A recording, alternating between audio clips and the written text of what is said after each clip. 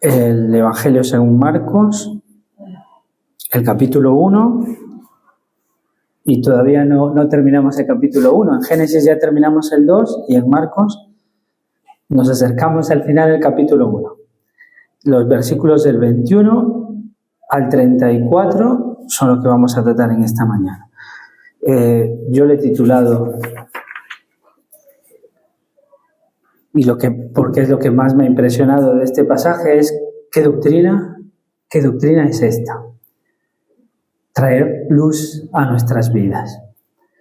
El versículo, empezando en el versículo 21 y 22, dice: y entraron en Capernaum, y los días de reposo, entrando en la sinagoga, enseñaba. Para recordar muy brevemente, Capernaum era en la parte de Galilea, del norte de Israel, al lado, en el lago de Galilea, en la parte norte, hacia arriba, y en la parte oeste. Ahí estaba Capernaum, en la parte de arriba, y ese fue como el centro de mando, el cuartel general, diríamos, de Jesús en ese tiempo. Y ahí justamente se quedaba en la casa de Pedro, como vamos a ver aquí que sana a su suegro, en Capernaum. La casa de Nahum, la casa de consolación, viene el nombre. ¿Recuerdan Isaías, que recién lo tenemos fresco de Navidad, que decía que la zona de Zabulón, de Neftalí, al lado del mar, Galilea de los gentiles, esa región que estaba en sombra de muerte, en oscuridad, de pronto vio gran luz, ¿no? Gran luz. Aquí se está cumpliendo, aquí está la luz, ¿no? Viene Jesús a iluminar toda esa zona, porque esa era una zona de mucho comercio, de mucho transporte hacia la zona del mar, y aquí es donde Jesús decide poner su centro en la parte norte de Galilea para empezar su ministerio. Aquí vemos que, ¿recuerdan de la vez anterior? En la vez anterior, Albert nos había hablado sobre las redes, ¿no? Enredado, dejar tus redes. Y a mí me impresionó dentro de la prédica el versículo 15, ¿no? Diciendo: el tiempo se ha cumplido. El tiempo se ha cumplido. Todo lo que habían hablado antes, las profecías y todo, el tiempo se había cumplido. El reino de Dios se ha acercado. Ahí está el Evangelio, ¿no? ¿Recuerdan? Que nos lo dijo Albert, la buena nueva. El reino de los cielos, el reino de Dios se ha acercado. ¿Y qué tenemos que hacer? Arrepentirnos y creer en el Evangelio, ¿no? Ese versículo ahí, muy rápido, pero resume perfectamente todo el Evangelio. Y aquí justamente está titulado: Jesús inicia su ministerio, el ministerio aquí en la tierra. Y los días de reposo, el día destinado para el Señor, entraba en la sinagoga y enseñaba. Aquí está su función, está aquí el por qué Jesús empieza su ministerio y qué es lo que estaba haciendo. Dentro de esto, entra la sinagoga. ¿Recuerdan? La sinagoga es como las iglesias, ¿no?, de hoy en día. Antes estaba el templo de Jerusalén, que el templo, ahí solo iban los sacerdotes y solo podías ir a entregar tu ofrenda, pero cuando es destruido el templo, con la captura de los babilonios, el templo desaparece, y en el periodo intertestamentario, justo es ahí donde desaparece el templo, el pueblo judío, como no tenía templo, como no tenía dónde adorar, entre comillas, a Dios, pues ellos hacen esa figura de la sinagoga, que es como un templo donde tienen la Torá y donde Jesús también aquí entraba y enseñaba. ¿Recuerdan? En Nazaret entra también en la sinagoga, pide los rollos. Ahí todavía no estaba dividido en capítulos y en versículos como nosotros. Tenían que soltar de un lado que normalmente estaba en el inicio, e ir hasta la parte que tú querías. Imagínate a Isaías, ¿no?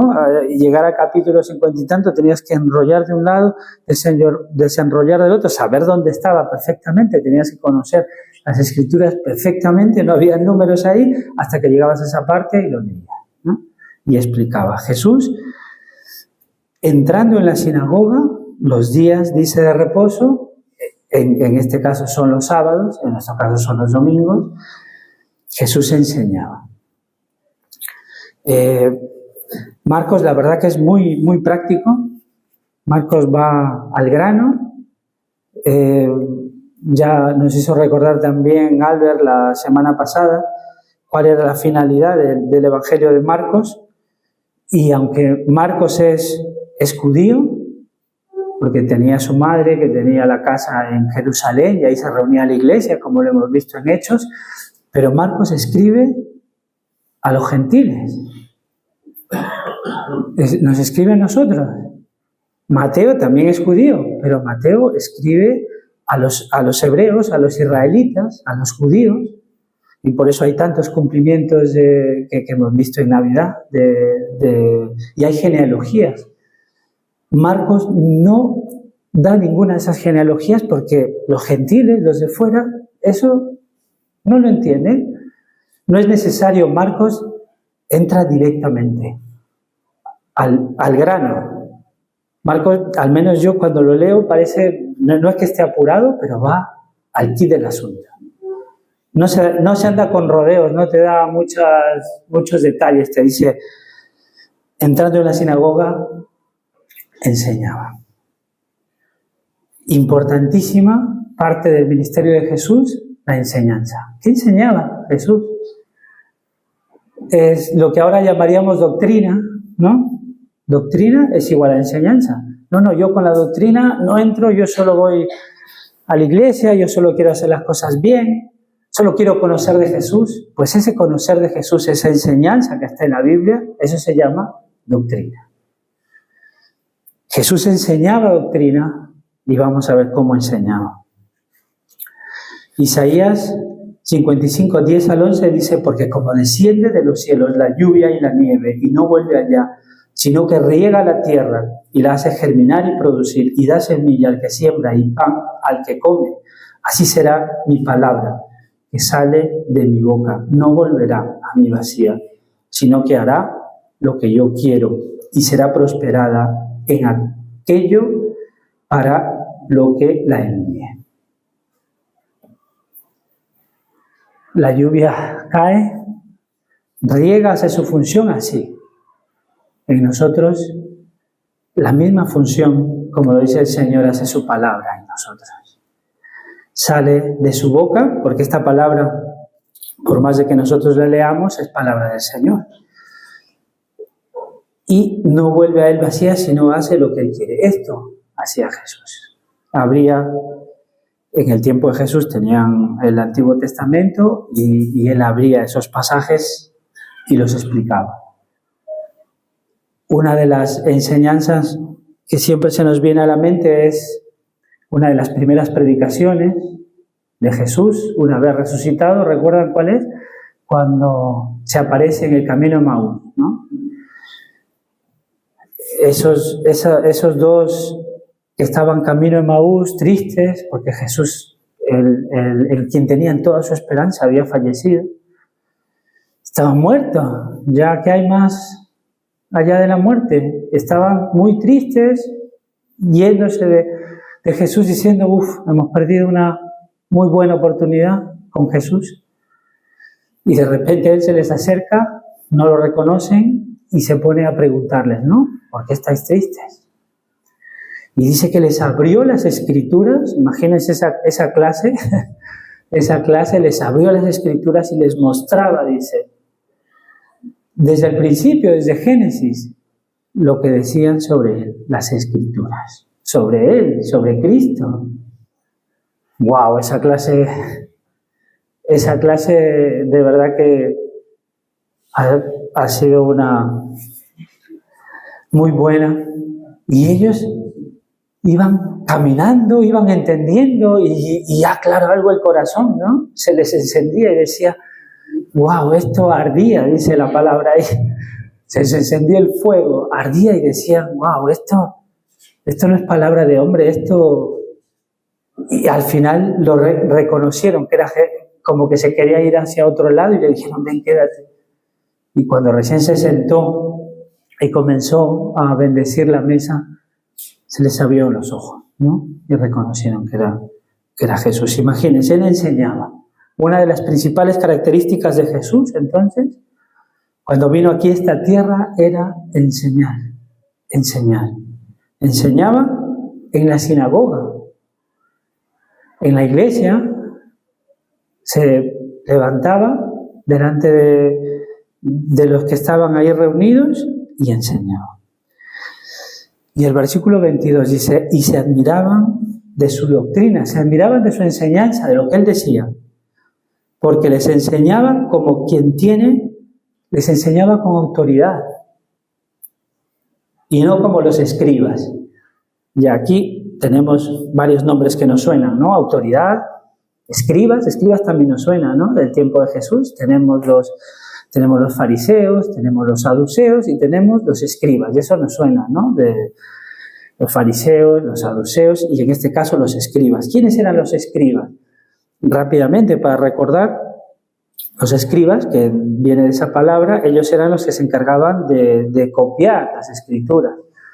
Y copiar las escrituras en Israel no era un simple hecho de dictar o de pasar, no, era gente muy preparada, tenían todo un ritual, porque tenía que quedarles exacto, contaban las palabras, era una cosa que lo hacían con mucho esmero y por eso que tenemos, gracias a ellos, a los masoretas en todo el primer milenio, tenemos nuestra Biblia, que luego cuando se encontraron los escritos del Mar Muerto, los rollos del Mar Muerto, que más o menos eran de antes de Cristo o después de Cristo, o sea, muy cerca de cuando Cristo vivió, y las escrituras eran totalmente iguales a lo que tenemos nosotros en nuestra Biblia. Isaías completo, muchos libros. ¿Por qué? Porque los escribas hacían su trabajo muy bien.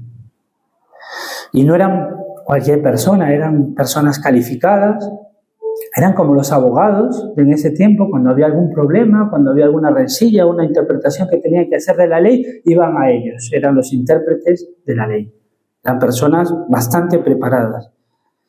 Y a pesar de eso, la gente, cuando escucha hablar a Jesús, dice, se admiraba de su doctrina porque les enseñaba como quien tiene autoridad.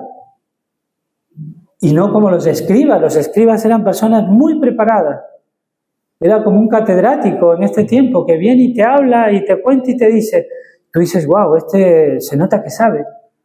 Pero cuando habla Jesús es autoridad, viene de la palabra autor, ¿no? El autor, autoridad. Jesús era el autor. Los escribas normalmente, como nosotros, ¿no?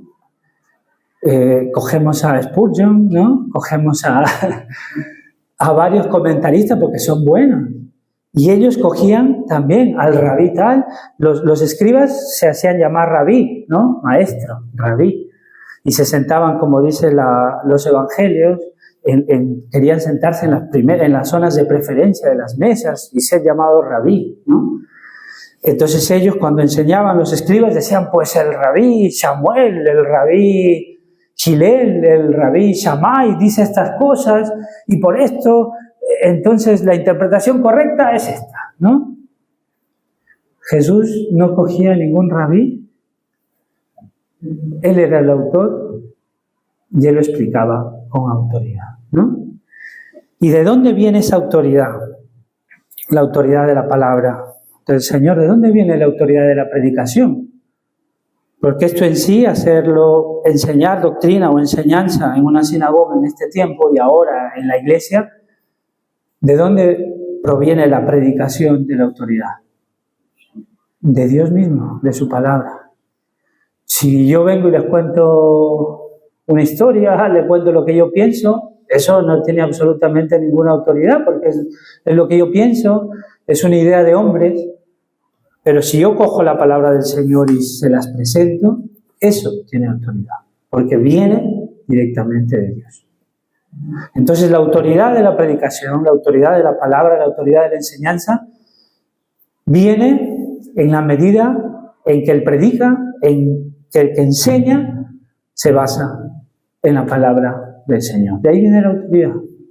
Si tú quieres predicar con autoridad, si tú quieres enseñar con autoridad, lo que tienes que hacer es coger a la autoridad que es la Biblia y predicar solo eso. Ni más ni menos. Es mucho. Es el mensaje del Señor para nosotros. Por eso lo veían, ¿no? Con autoridad, porque Él era la autoridad. Y porque Él explicaba no solo lo que significaba, sino el espíritu de la ley. Porque Él era la autoridad. Entonces, la gente se pregunta, ¿qué doctrina es esta? Que enseñan con autoridad. Jesús lo dice de manera pública y miren el versículo 23. Dice, pero había en la sinagoga de ellos un hombre con espíritu inmundo que dio voces.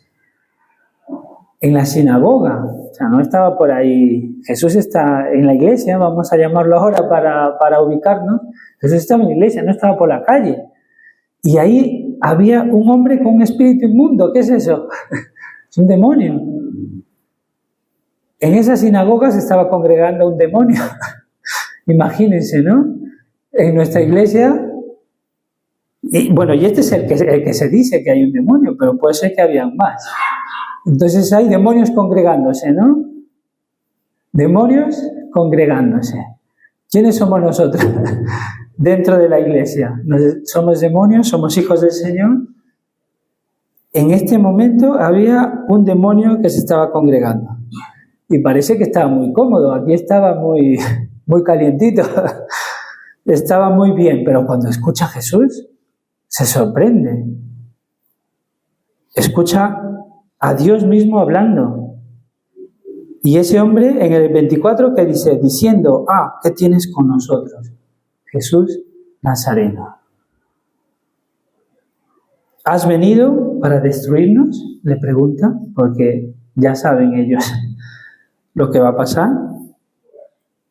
Sé quién eres, le dice en este momento, y le dice, el Santo de Dios. Sé quién eres, el Santo de Dios. ¡Wow! Está testificando, imagínense, ¿no? Los demonios creen en Jesús, saben quién es, le conocen su palabra, conocen mucho más que nosotros, tiemblan. Lo que les falta a ellos es que no creen en Dios, que no tienen fe, que su vida no cambia.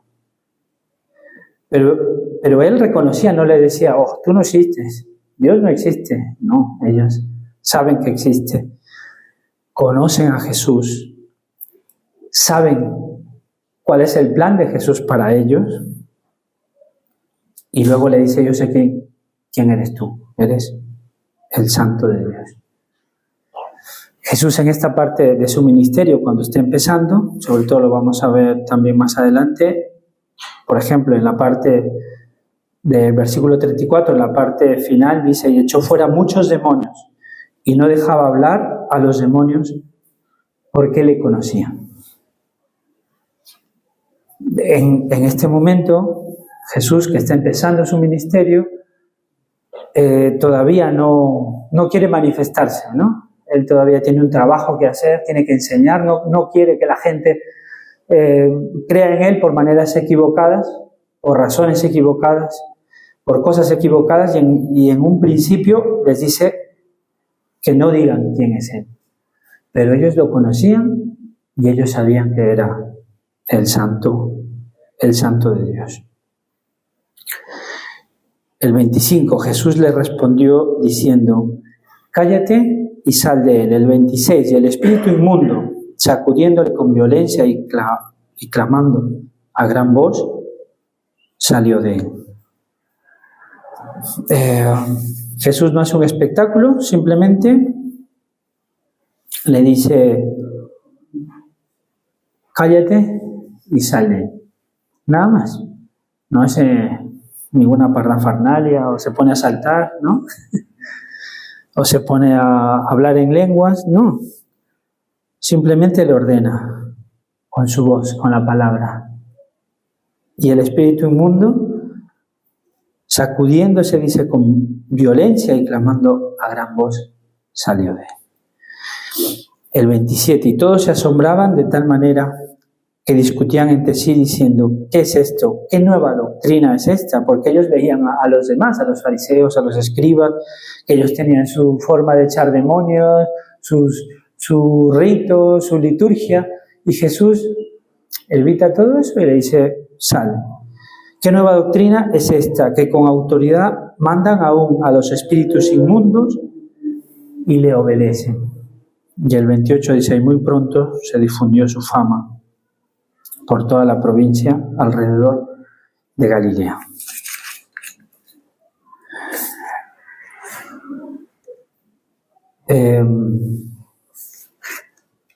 Nosotros no queremos tener,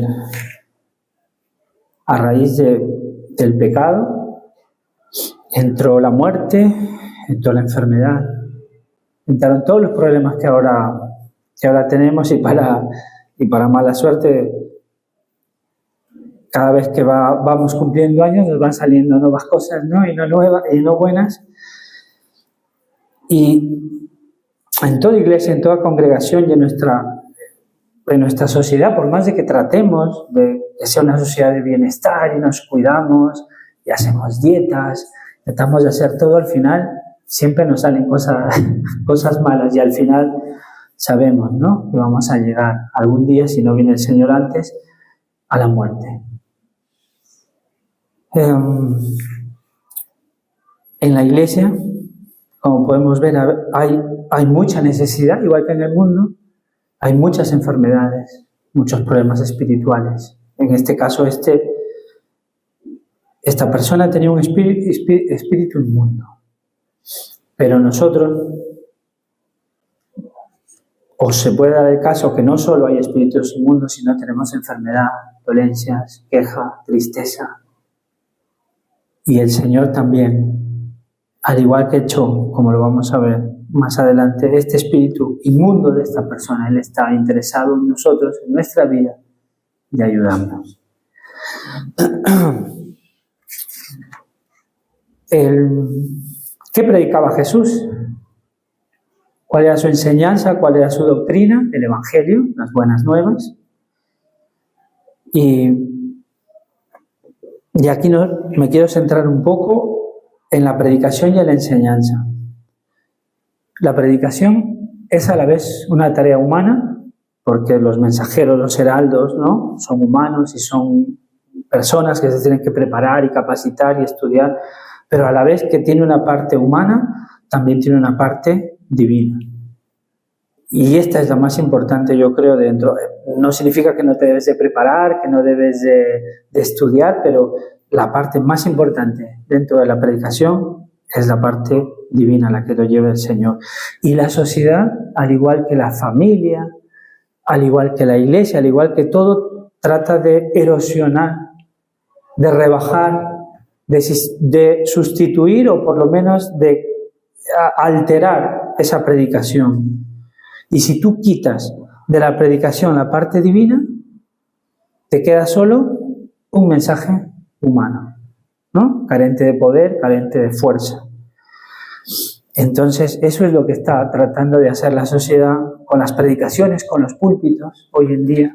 Tratar de quitar la palabra del Señor, tratar de quitar lo divino y dejar en una simple reflexión, que pienses un poquito, ¿no?, que te sientas, como dijo Albert la vez pasada, un poco compungido, arrepentido, pero si eso no te lleva al cambio, si el Espíritu del Señor no obra en tu vida, eso se te va a pasar luego y tú vas a seguir enredado en los negocios de este mundo. Es Dios hablando, entonces, a través de sus heraldos, y el nombre, predicación, justamente difiere porque es importante. Si tú le pones reflexión, si tú le pones pensamiento, lo estás rebajando solo a la parte humana. Es bajar su categoría si quitas la parte divina a un nivel meramente humano y social. La predicación, por tanto, es una proclamación del mensaje de Cristo, de su Evangelio. Predicamos, como dice 1 Corintios 1:23, a Cristo crucificado. Lo decía Pablo en todos sus mensajes, ¿no? Yo no quiero saber de nada.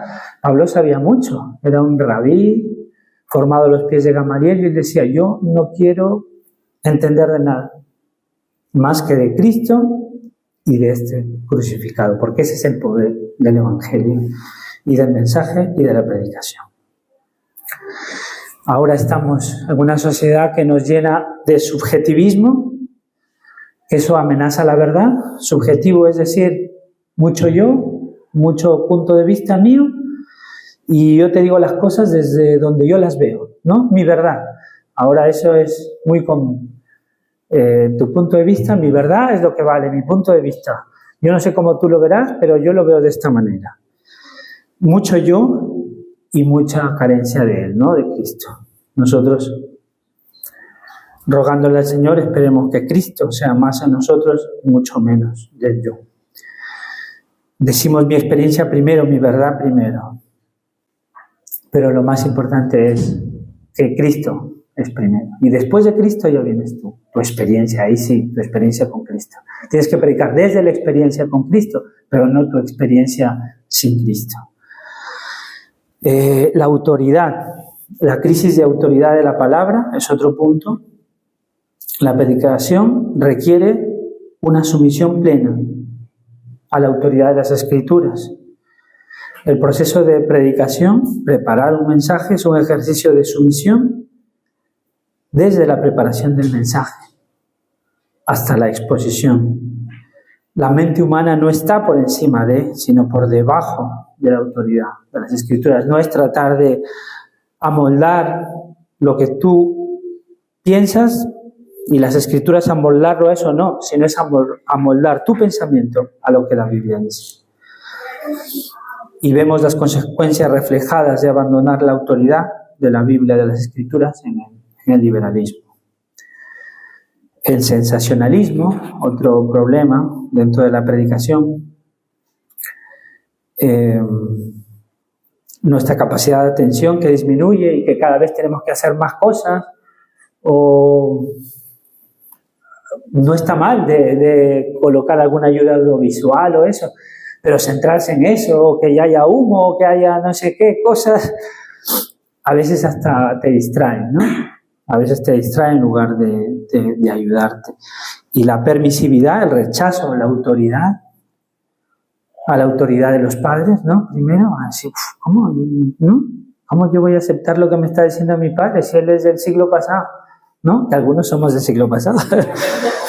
Literalmente. Y las cosas han cambiado. Y ellos no entienden lo que yo vivo, lo que yo pienso ahora. ¿Cómo no voy a hacer caso? ¿No? Rechazo a la autoridad. Dios es el autor de la Biblia y a eso le confiere su autoridad, a su mensaje. Implica también que el mensajero, el que lleve el mensaje, tenga autoridad moral y el oyente humildad para escuchar lo que el Señor dice. El predicador ha de vivir a la altura de lo que predica. Esta proclamación de la predicación de la palabra del Señor, le agradecemos al Señor porque tenemos su palabra y esta palabra es una brújula que nos direcciona, como el GPS, ¿no? Yo siempre a veces a mi madre le digo, mami, tienes que ir por aquí, por allá, o yo estoy en la guardia, como sucedió hace pocos días, le digo, mami, enciende el teléfono y cualquier cosa me llamas, porque tenía que ir a otro sitio.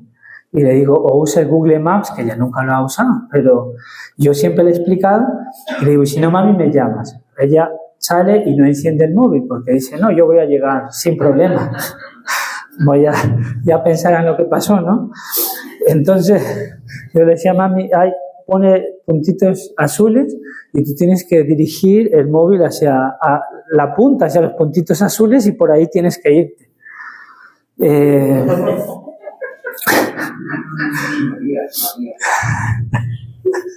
Pues en media hora mi mamá que encendió el móvil y ya la pudimos ubicar. Pero la Biblia tiene como un mapa que nos indica hacia dónde debemos ir y tiene una brújula para que no nos perdamos, para que nos digan anda a la derecha, anda a la izquierda, sigue de frente, no, aquí tienes que parar y retroceder, y cuyo norte de esta brújula siempre apunta hacia Cristo. Lucas lo llama el ministerio de la palabra en Hechos 6:4, y la historia de la Iglesia nos muestra que todo avivamiento ha sido por volver a la palabra, a su mensaje, al querigma, con un renovado anhelo de meditarla, vivirla y proclamarla. Bueno, seguimos. El versículo 29 dice, al salir de la sinagoga, porque allí en todo este tiempo Jesús está en la sinagoga, enseña, echa demonios, sale de la sinagoga y viene a la casa de Pedro, ahí en Capernaum, en lo que ahora es Israel. Estaba muy cerca, ¿no? La casa de Pedro, a una calle, estaba ahí al lado. A la casa de Simón y Andrés, con Jacobo y Juan.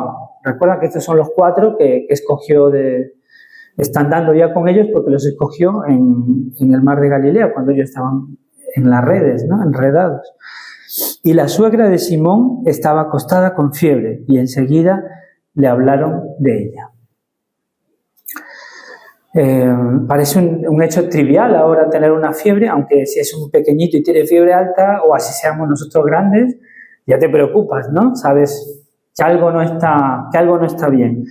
Ellos, en el primer momento que ven que la suegra es esto, le dicen a Jesús, le dicen, mira, nos enseña a llevar todas nuestras necesidades, por más simple que parezcan o que sean, llevarlas a Jesús. ¿Y qué hace Jesús? Dice, entonces él se acercó a la suegra, ¿no? Hay algunas veces que no, que desde lejos o a veces, ¿no? No es necesario, maestro, que tú vayas, pero Jesús quiere tener contacto con la gente. No sirve de nada estar predicando y solo hablando y luego se acaba el domingo y te desapareces y a mí no me importa nadie, ¿no? En la iglesia yo voy a mi vida y voy como llanero solitario, ¿no? La predicación de la palabra se complementa con el pastoreo. El pastoreo no solo de las personas que están en el liderazgo, de unos con otros, de tú con tu familia, tú con tu esposa, tú con tu hijo, tú con tus amigos, de darte tiempo. Jesús se da tiempo de acercarse a ella y la tomó de tocarla.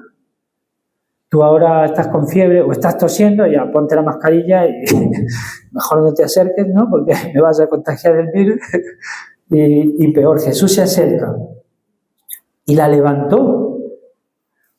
La hubiera podido coger y decirle, oye, ya, ¿no? Sánate y listo, ¿no? La levantó. Toma el esfuerzo, toma la intención, la levanta, dice inmediatamente, le dejó la fiebre y ella le servía.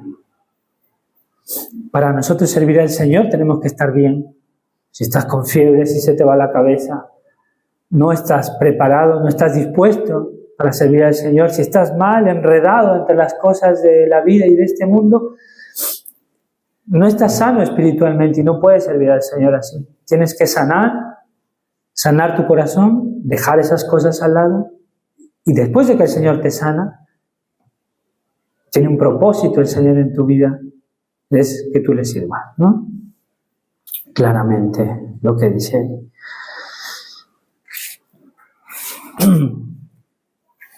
¿Por qué predicamos la palabra del Señor? No es una materia optativa como en la universidad, sino es una asignatura obligatoria predicar su mensaje, porque a través del mensaje y escuchar es como se salvan las almas. Y por ahí viene la fe. Entonces es un requisito indispensable para que puedas predicar bien, es que tengas también la motivación correcta. ¿Y qué predicamos? Ya lo sabemos, a Cristo y toda la palabra del Señor. ¿Cómo predicar? Fiel al mensaje, con amor. Nosotros no predicamos para decir, wow, ¿cuánto sabe la Biblia? O, bueno, yo me he pensado, nosotros cuando predicamos tenemos que estar toda la semana leyendo, ¿no? No es un gozo, te regocijas en prepararlo porque aprendes más y ves lo que el Señor te dice, pero no es una tarea fácil, tenemos que estudiar, que meditar, que orar. Pero fuera del tiempo de predicación, sobre todo lo hacemos por amor a ustedes, porque sus vidas tienen que cambiar, porque nosotros tenemos que cambiar con la palabra y porque nuestra iglesia tiene que cambiar con la palabra. Tenemos que madurar desde el que lo prepara hasta al que lo escucha individualmente y como iglesia, porque el Señor quiere que maduremos y eso lo hacemos también con amor, ¿no? Con el corazón de pastor, que por ahí leí que decía que el látigo llega solo a la piel, ¿no? Pero el amor llega hasta el corazón.